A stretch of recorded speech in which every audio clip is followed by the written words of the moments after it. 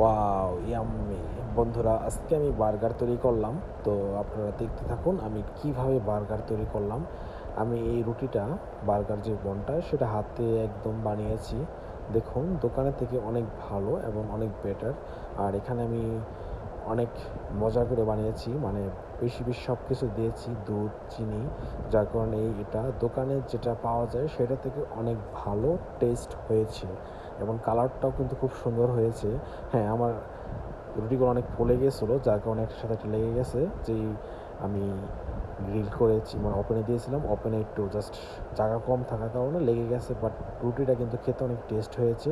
তো আমি আজকে বার্গার তৈরি করবো, চিকেন বার্গার। এখন আমি চিকেনটা ভালো করে গ্রিল করে নেব। এটা আমি বড় একটা হালকা তেল দিয়ে নিলাম। এখন আমি ম্যারিনেশন করে রেখেছিলাম চিকেনগুলো আগের দিন, সেগুলো আস্তে আস্তে সব ছেড়ে দিব।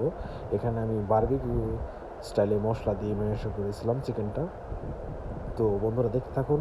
আমার ভিডিওটা ভালো লাগলে অবশ্যই লাইক কমেন্ট করবেন। সবাইকে অসংখ্য ধন্যবাদ যারা আমাকে প্রতিনিয়ত ভালোবাসা দিয়ে যাচ্ছেন।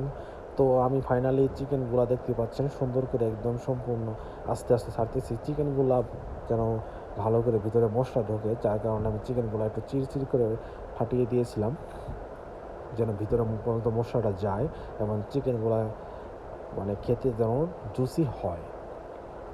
তো এভাবে বার্গার বানালে চিকেনগুলো কিমা করা থেকে খেতে অনেক মজা লাগে, কারণ চিকেনটা হালকা বারবিকিউ স্টাইলে থাকে।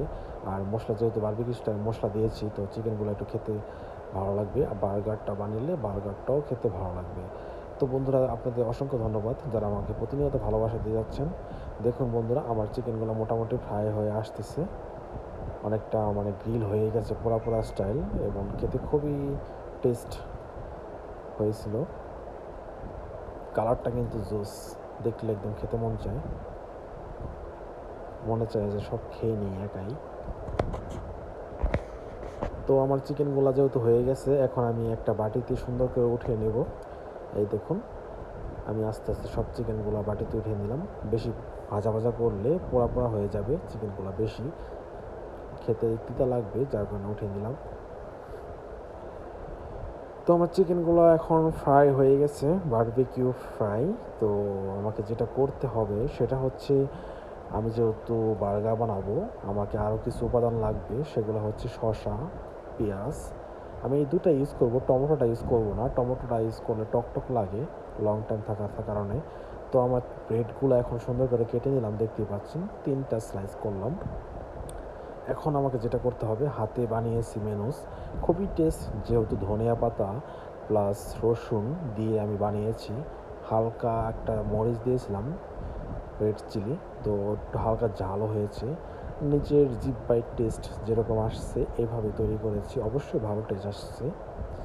তো দোকানে যে মেনুসগুলো পাওয়া যায় সেগুলো বেসিক্যালি এরকম টেস্ট হয় না, হাতে বানানোর টেস্ট পুরোটা ডিফারেন্স। আর দেখতেই পাচ্ছেন, এই দেখুন আমার বার্গারগুলো রেডি। সত্যি বন্ধুরা, সম্পূর্ণ একদম বার্গার বন থেকে হাতে বানানো, খুবই টেস্ট হয়েছে বার্গারগুলো, খুবই টেস্ট। আপনারা না খেলে বুঝবেন না। সবাইকে অসংখ্য ধন্যবাদ। আমার সবটি বার্গার দেখুন কি সুন্দর একটা লুক। থ্যাংক ইউ সবাইকে এতক্ষণ আমাকে ভালোবাসা দেওয়ার জন্য।